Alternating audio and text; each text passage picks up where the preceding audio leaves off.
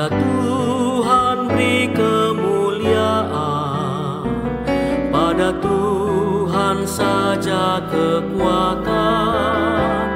Mari sujud kepada Tuhan, berhiaskan kekudusan.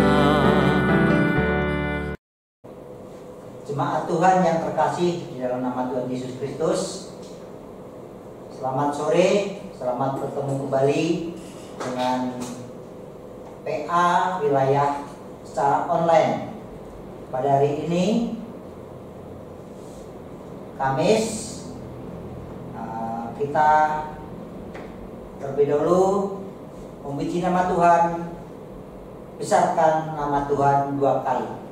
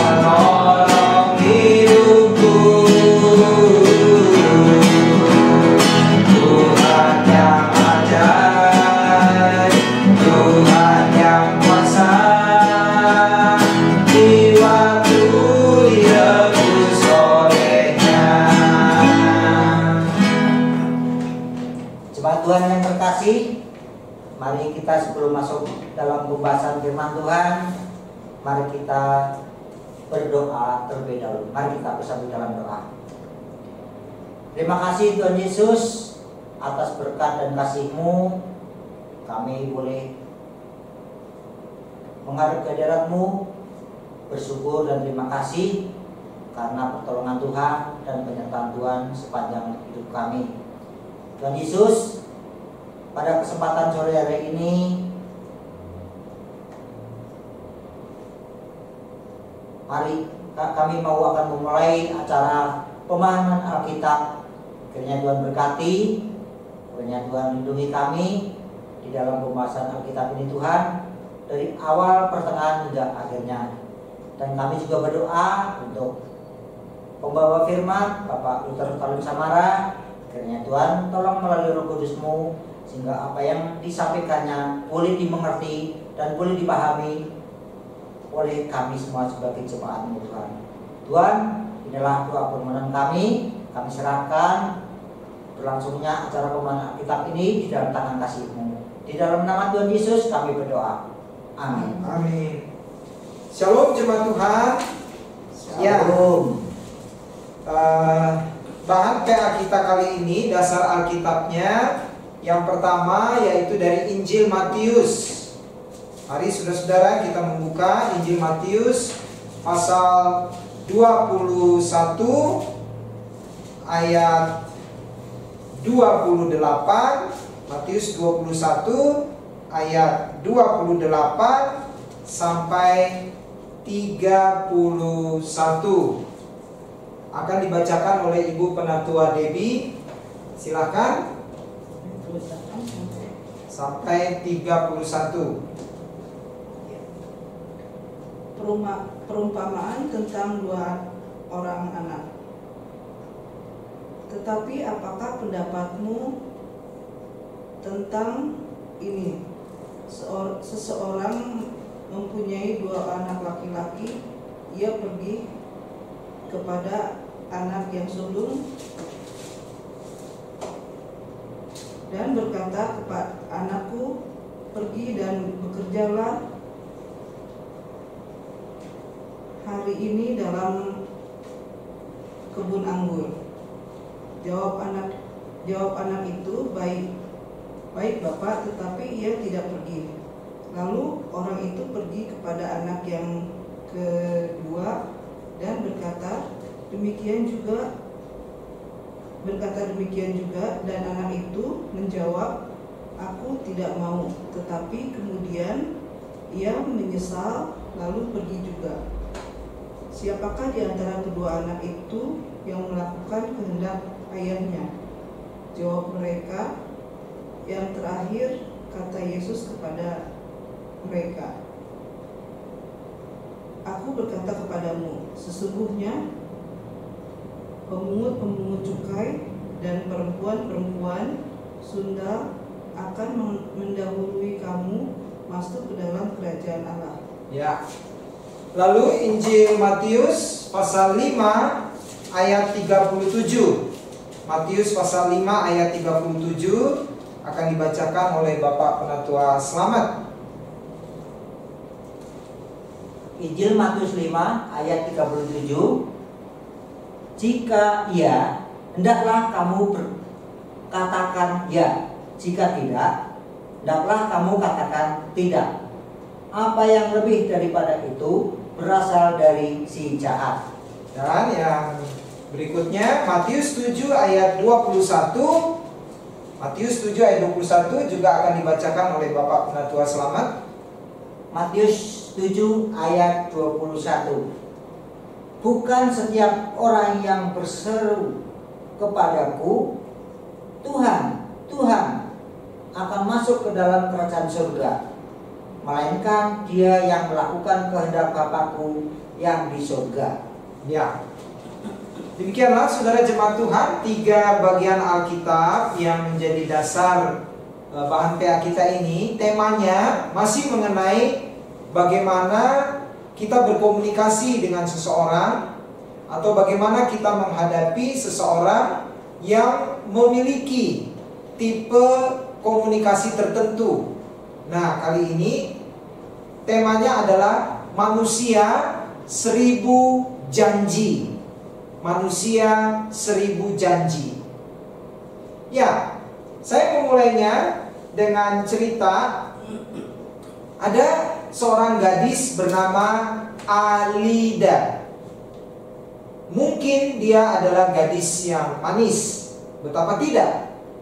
Di wajahnya yang polos, walau tak terlalu cantik, sebaris senyum selalu siap menyambut Anda atau siapa saja. Sebuah senyum yang tulus, jauh dari memberi kesan senyum komersial. Begitu manisnya Alida, sehingga nyaris tidak pernah mengatakan tidak atau jangan kepada siapapun. Sebaliknya, ia selalu mengatakan ya kepada siapapun dan mengenai apapun.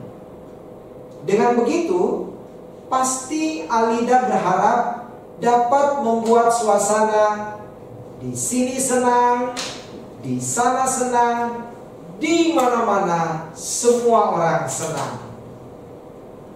Nah, suatu hari seorang rekan kerjanya yang bernama Frankie mengatakan begini kepadanya, "Anda bisa menolong saya?" "Tentu," jawab Alida. "Tolong ya, jangan lupa sampaikan ini kepada Pak Jono sebelum pukul 3 sore. Ini penting sekali. Begitu bosnya mewanti-wanti sambil menyerahkan sebuah file. Sebelum pukul 2, kata Alida, saya jamin pasti sudah sampai, Pak.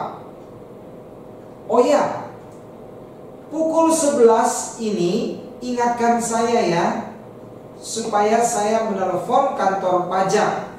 Ya, ingatkan saya ya Alida.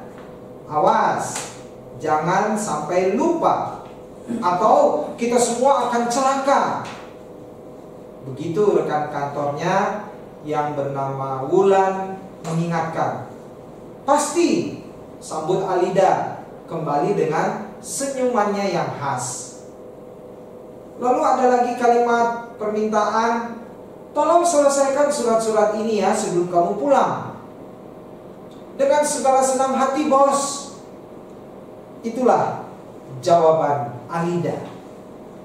Nah, saudara-saudara, itulah Alida, gadis manis yang menyenangkan. Sayang sekali, itu semua hanya sampai di situ saja. Sebab yang kemudian lebih sering terjadi adalah Alida tak pernah menolong Frankie. Pak Jono tak menerima surat penting itu sampai keesokan harinya. Wulan tak pernah diingatkan untuk menelepon kantor pajak. Dan surat-surat yang harus diselesaikannya sore itu tak terjamah sampai ia pulang.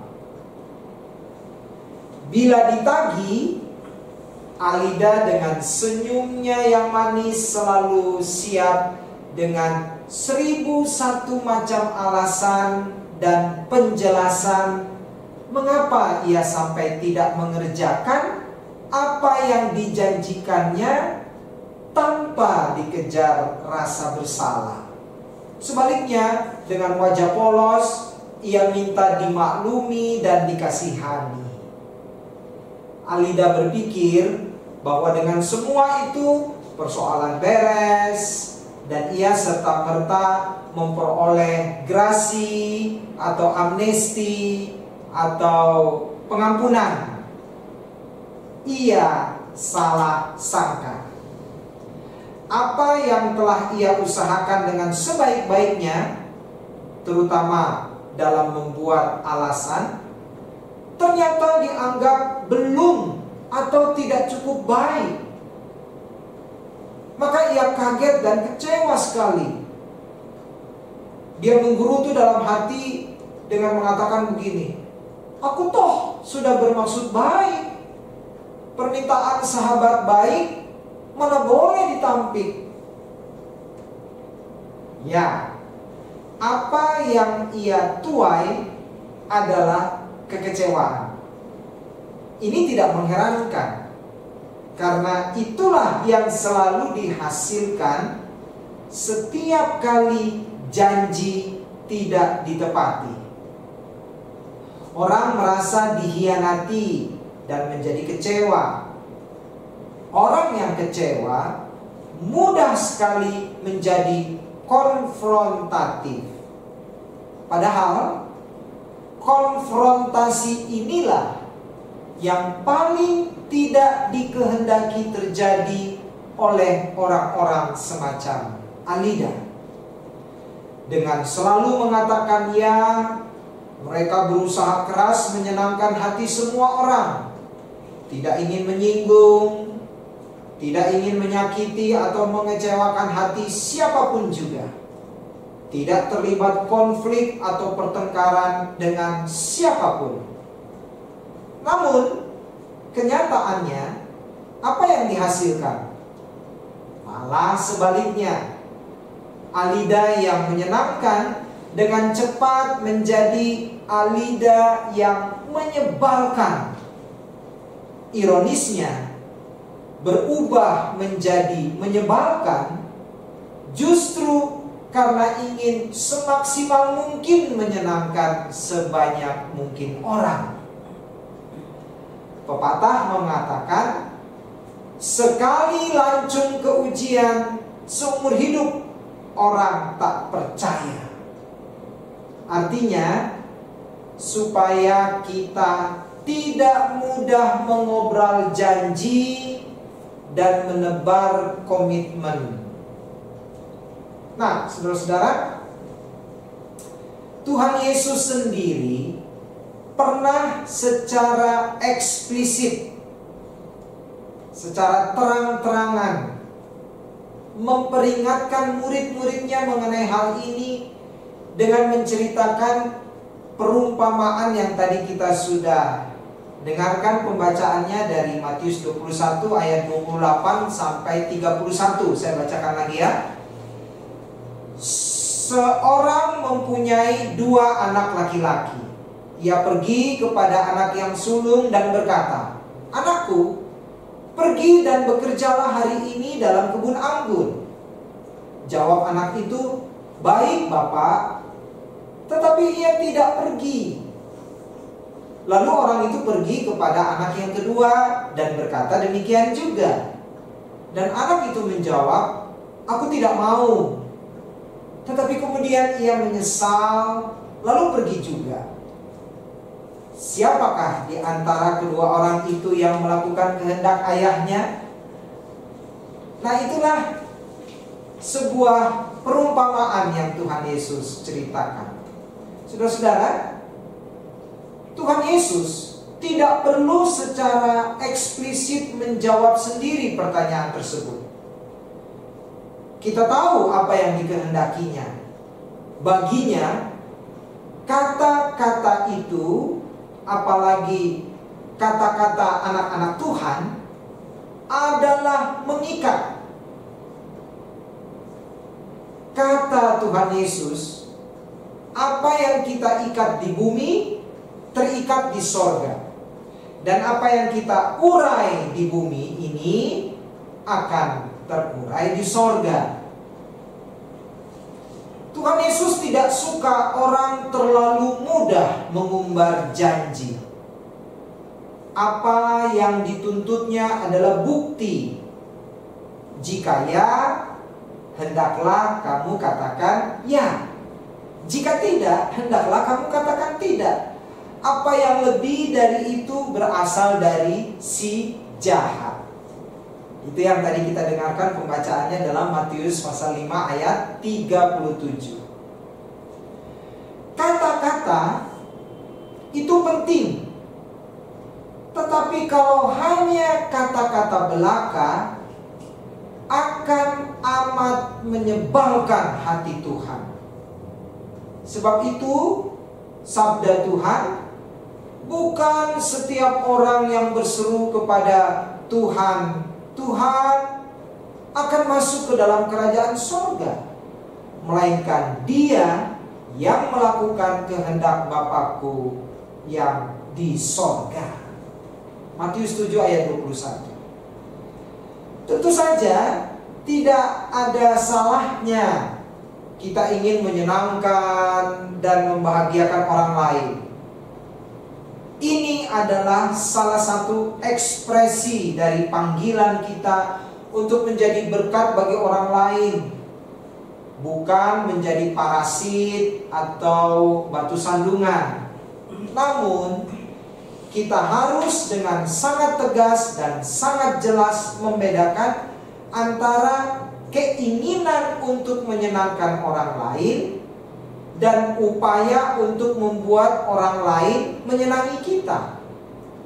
Alida, kita juluki si manusia 1000 janji, mungkin berpikir bahwa dengan tidak pernah mau mengatakan tidak, ia menyenangkan hati orang lain. Namun sesungguhnya ia hanya berusaha agar orang lain menyenangi dirinya. Kedua hal itu sendiri bisa merupakan dua hal yang amat berbeda.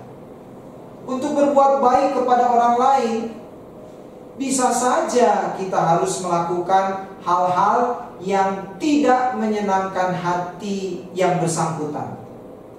Bahkan mungkin membuat yang bersangkutan tidak menyenangi kita. Misalnya, menghentikan kebiasaan buruknya, menegur apa yang mungkin sedang asik-asiknya ia kerjakan, padahal itu keliru, atau tidak memenuhi apa yang ia inginkan. Di sisi lain, Alida bersedia berbuat apa saja, termasuk mengobrol janji agar ia diterima dan disenangi orang lain. Tercapaikah maksudnya? Bisa saja. Namun biasanya itu tidak berlangsung lama.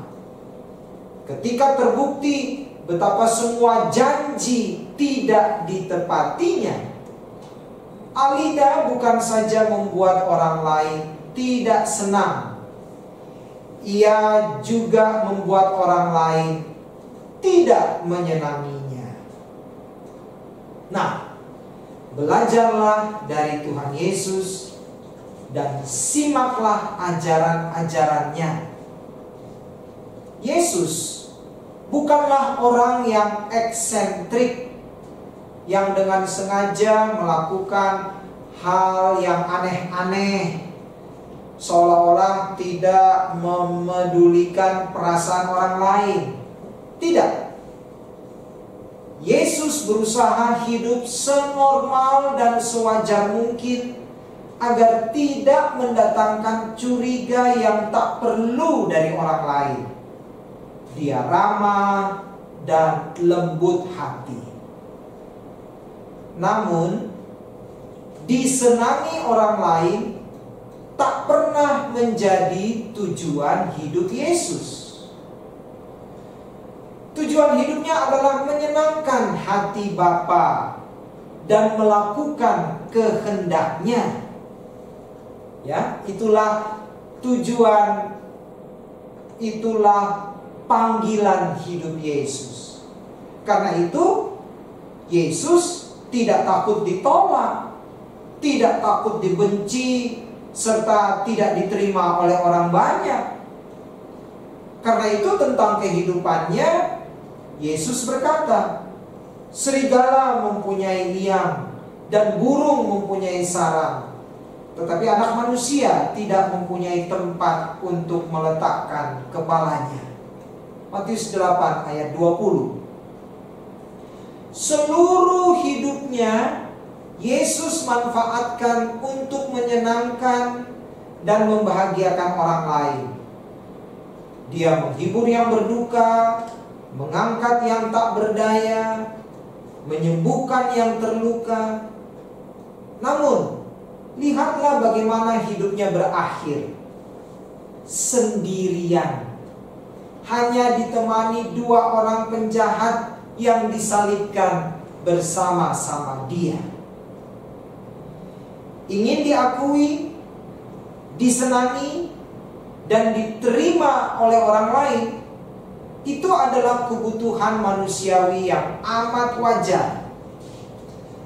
Namun, bagi kita anak-anak Tuhan, itu tidak boleh dilakukan dengan bersedia menjual apa saja dan menempuh cara apa saja.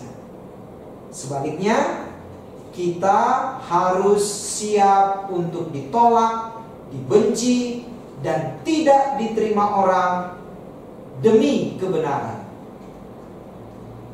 Tuhan Yesus berkata di dalam Matius 10 ayat 22, dan kamu akan dibenci semua orang karena namaku, tetapi orang yang bertahan sampai kepada kesudahannya akan selamat.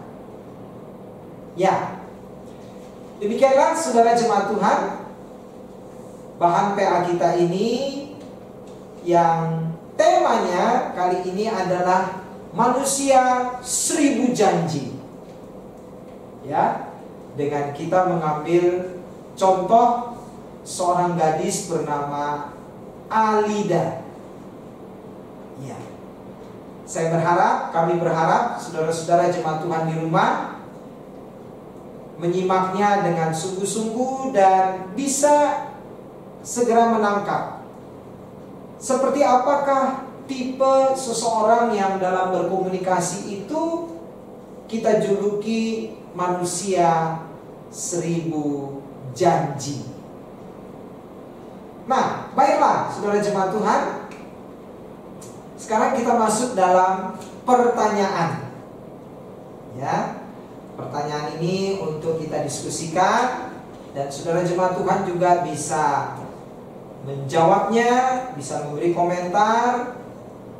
Silahkan saudara jemaat Tuhan mencantumkannya di YouTube nanti, tambahan jawaban ataupun tambahan komentar tentang bahan PA kita ini. Ya, baik. Kita masuk dalam pertanyaan pertama. Pertanyaan pertama ini akan dijawab oleh Penatua Dedi. Pertanyaan pertama adalah, seperti apakah manusia 1000 janji itu? Silakan Ibu Penatua Dedi. Manusia 1000 janji itu manusia yang seseorang yang selalu berkata ya. Selalu berkata ya. Ya, saat dia ditugaskan atau dia diberi tanggung jawab, dia bilang ya siap, ya siap. Tapi akhir-akhirnya dia tidak melakukan itu. Tapi dia tidak melakukannya. Ya. Padahal dia mengatakan ya siap, oke, gitu ya. Pasti. Ya, pasti akan saya laksanakan. Pasti akan saya laksanakan. Tapi pada kenyataannya tidak melakukan. Tidak melakukannya, ya. Jadi hanya janji-janji saja, ya. Kalau baca kerennya omong doang, Mbak. Oh, istilah singkatnya apa tuh? Orang Jawa bilang itu cuma nggih tidak kepanggil. Oh, dia tapi tidak melakukan. Tidak kepanggil. Nah, iya. Ngomongnya ya, tapi tidak melakukan. Tapi tidak melaksanakan. Iya. Tadi dikatakan omong doang atau istilahnya omdo gitu ya. Iya, itu ya biasa yang kita dengar ya. Ah, kamu ngomong doang, janji doang, ya. Tapi kenyataannya tidak demikian. Cuma ngember. Iya. Ya, itulah ya. Ya. Baik, yang kedua, kali ini akan dijawab oleh Bapak Penatua Slamet. Sebutkan secara singkat kepribadian Alida, ya, gadis manis dalam cerita kita tadi, ya. Sebutkan secara singkat kepribadian Alida. Silakan. Kalau Alida itu pribadinya seorang gadis yang polos, mudah tersenyum, ramah gitu ya. Tapi di dalam kesenyuman itu tujuannya cuma membuat orang senang saja. Hanya membuat orang lain supaya senang. Iya. Jadi berprinsip di sana senang, di sini senang. Di mana-mana semua senang gitu ya. Tapi di dalam pelaksanaannya dia tidak melaksanakan amanat dengan sungguh-sungguh. Jadi amanat yang dimintakan kepadanya, yang ditugaskan kepadanya itu tidak dilakukan dengan sungguh-sungguh. Dan si Alida itu prinsipnya bahwa dia tidak ingin menyinggung atau menyakiti atau mengecewakan hati seseorang. Tapi dibalik semua itu nanti akhirnya kecewa juga. Oh, jadi dia itu mengucapkan janji supaya menyenangkan hati semua orang. Tapi karena dia tidak lakukan, malah mengecewakan orang. Bahkan menjadi pribadi yang menyebalkan. Oh, akhirnya menjadi pribadi yang menyebalkan. Menyebalkan karena itu tadi ya. karena tidak melaksanakan melaksanakan apa yang dia janjikan. Iya. Ada tambahan dari Ibu? Mungkin cuma itu kan. Ya. Menarik memang. Gadis bernama Alida ini ya, murah senyum, ingin semua orang senang, di sini senang, di sana senang, di mana-mana senang, karena itu dia selalu berusaha untuk menghindari kata tidak, kata jangan begitu ya. Tetapi akhirnya malah dia tidak disenangi, malah akhirnya dia menyebalkan sikap seperti itu. Baik, pertanyaan nomor 3 ini akan dijawab oleh Penatua Debbie. Pertanyaannya begini: perkataan apa saja yang Tuhan Yesus ajarkan agar kita tidak seperti Alida? Ya, tadi saudara jemaat Tuhan pasti mengikuti kan uraian bahan PA tadi, termasuk ayat-ayat Alkitab. Nah, perkataan apa saja yang Tuhan Yesus ajarkan agar kita tidak seperti Alida? Nah, baik, silakan Bu. Tuhan Yesus mengajarkan jika iya, kita katakan iya. Jika ya, katakan ya. Jika tidak, kita katakan tidak. Ya. Terus Tuhan Yesus juga itu di Matius berapa Bu? Di Matius 8 ayat 21. 5 ayat 37. Matius 5 ayat 37. ayat 37 ya. Ada lagi? Ada lagi ya? Tuhan Yesus juga menyarankan agar kita selalu membahagiakan orang lain dengan cara menghibur orang yang berduka. Terus supaya yang mereka yang sedang berduka tuh kita hiburkan agar dia senang, menolong orang yang lemah ya.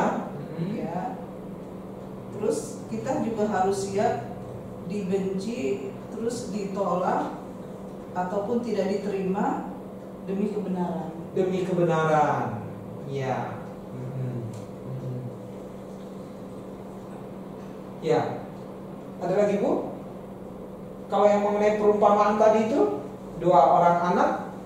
Iya, itu kan yang mereka jawab iya. Pertamanya dia bilang nggak mau. Anak pertama bilang iya, tapi tidak melakukan. Ya. Anak yang kedua bilang nggak mau, tapi dia menyesal dan melakukannya. Ya. Jadi yang dipentingkan oleh Tuhan Yesus dari perumpamaan 2 anak ini ialah bahwa kalau kita mengatakan sesuatu harus melakukannya. Ya. Jangan terlalu mudah mengubah janji. Ya. Di dalam Matius 5 ayat 37 kan di situ ya ada kan, jika ya harus berkata. Tuhan Yesus itu tak suka orang yang terlalu mudah mengubah janji. Ya itu tadi ya, dari Matius 5 dan Matius 21 ya, yang menjadi yang menjadi bahan dasar kita tadi. Ya. Jadi, saudara-saudara, ajaran Tuhan Yesus ialah dengan tegas mengingatkan kita bahwa setiap anak-anak Tuhan itu kata-katanya harus bisa dipegang. Ya. Kata-katanya harus bisa dipegang. Jangan sekedar berkata cuma untuk disenangi, padahal itu nggak benar. Ya, lebih baik demi kebenaran, ya, demi kebenaran, tapi kita dibenci, tapi kita tidak disukai. Itu lebih baik daripada hanya untuk menyenangkan orang lain kita mengatakan ya, namun itu nggak benar, namun itu tidak benar. Ya. Jadi Bagaimana supaya kita tidak seperti Alida?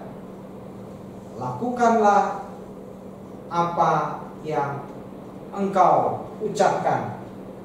Ya. Jadi bukan orang yang berkata Tuhan, Tuhan, Tuhan, tapi kenyataannya tidak menyembah Tuhan. Ya. Jadi lebih baik lakukan apa yang kita katakan, apa yang menjadi kebenaran. Baik, pertanyaan nomor 4 kembali akan dijawab oleh Bapak Penatua Selamat. Teladan apa yang Tuhan Yesus perlihatkan kepada kita?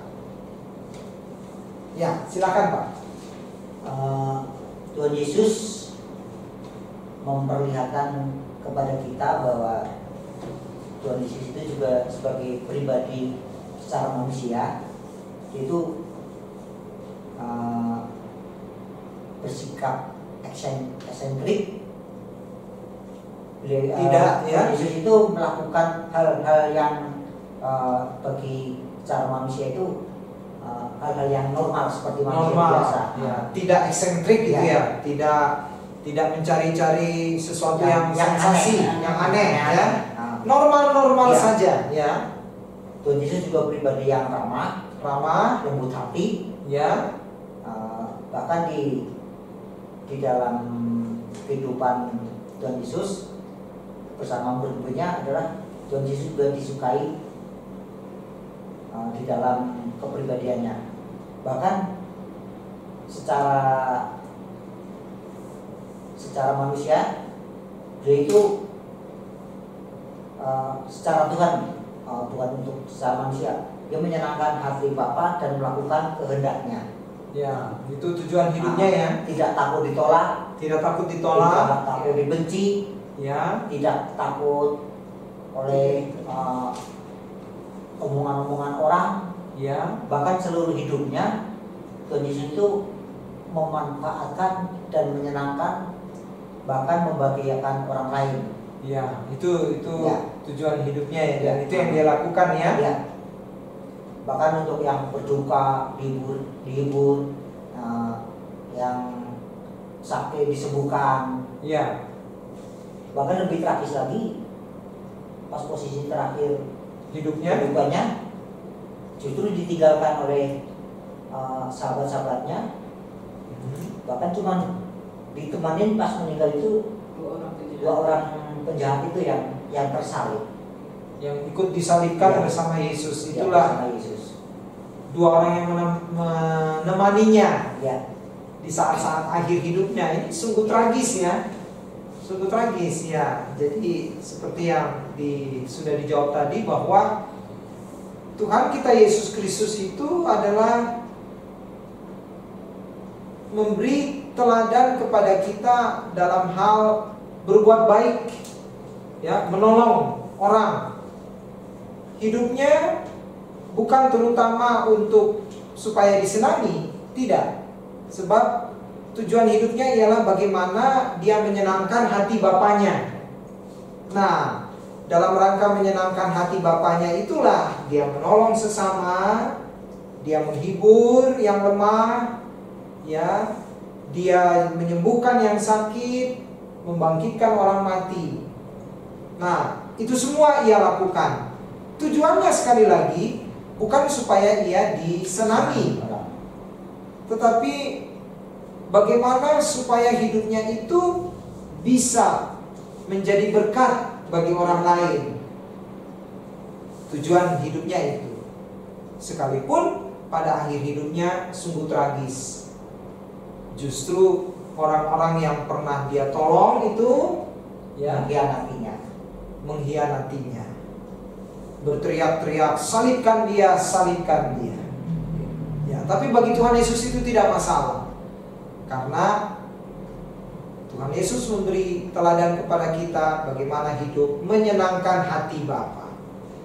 Baik, saudara, sekarang pertanyaan yang terakhir. Bagaimana menerapkan ajaran Tuhan Yesus ini agar kita tidak menjadi manusia 1000 janji? Ya, silahkan. Siapa yang menjawab dulu? Bagaimana menerapkannya? Bu Devi mungkin? Kayaknya apa yang kita lakukan juga A gitu. Ya. Jadi yang kita omongkan itulah yang kita lakukan. Sesuai Ya. dengan kenyataan. Jangan ngomong B, kelakuannya A gitu. Ya. Jadi kita hidupnya jangan berprinsip pelin-pelan, bersikap abu-abu, Atau munafik mungkin ya. Nah, Ya. Jadi apa yang kita omongkan itu harus dipegang teguh, Pegang dilaksanakan. Nah, tidak hanya sekedar janji, tinggal janji. Iya.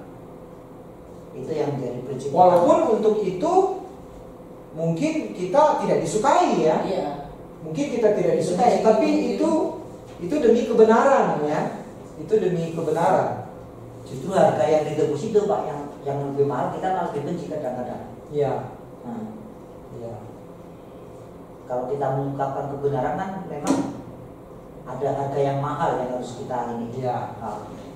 dipertaruhkan. Iya. Ya. Sebab manusia yang jahat itu memang tidak suka dengan kebenaran ya. Iya. Ya, jadi itulah menerapkan ajaran Tuhan Yesus adalah seperti yang Tuhan Yesus tadi katakan, kalau ya lakukan itu. Kalau tidak, ya lakukan juga itu. Lakukan bukan untuk menyenangkan manusia atau bukan supaya kita disenangi, tetapi memang itulah kebenaran. Dan harga yang harus dibayar memang berat, tetapi justru harga itulah yang Tuhan Yesus kehendaki. Nah, demikianlah saudara jemaat Tuhan. Jemaat Tuhan juga bisa menambahkan jawaban tadi di kolom yang disediakan di YouTube. Baik, kita akan akhiri PA kita ini. Saya kembalikan kepada Bapak Pengatua. Selamat. Oke, terima kasih kepada Pak Pendeta yang telah menyampaikan uraian-uraian firman pada sore hari ini. Untuk kebaktian pemahaman Alkitab pada sore hari ini, kita tutup dengan lagu Tiada Ku Lagi, dinyanyikan 2 kali.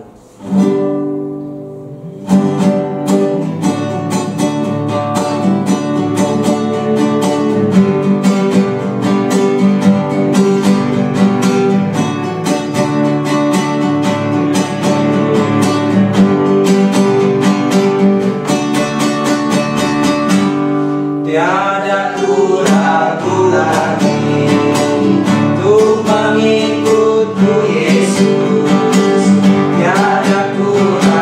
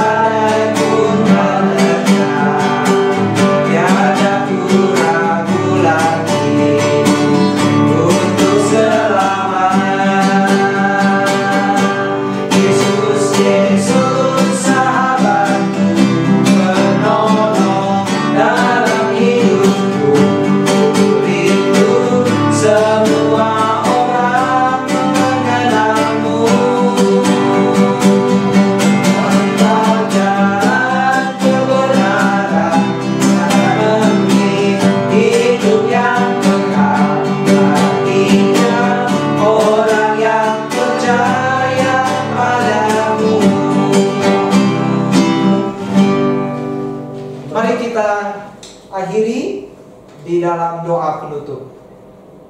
Bapa kami dalam sorga, terima kasih Tuhan untuk kesempatan pada saat ini kami mendalami firman Tuhan. Tolonglah kami ya Roh Kudus, agar kami menjadi pelaku-pelaku firman. Berkatilah keluarga kami ya Bapa, pekerjaan, usaha, juga anak-anak kami yang berkuliah, bersekolah dari rumah, bahkan ada yang bekerja dari rumah. Tuhan, tolong supaya anak-anak kami terus maju, terus berprestasi, disiplin, dan semakin maju. Berkati juga wilayah-wilayah ya Bapa, agar kami terus hidup saling mendukung, saling mendoakan satu terhadap yang lain. Terima kasih Bapa.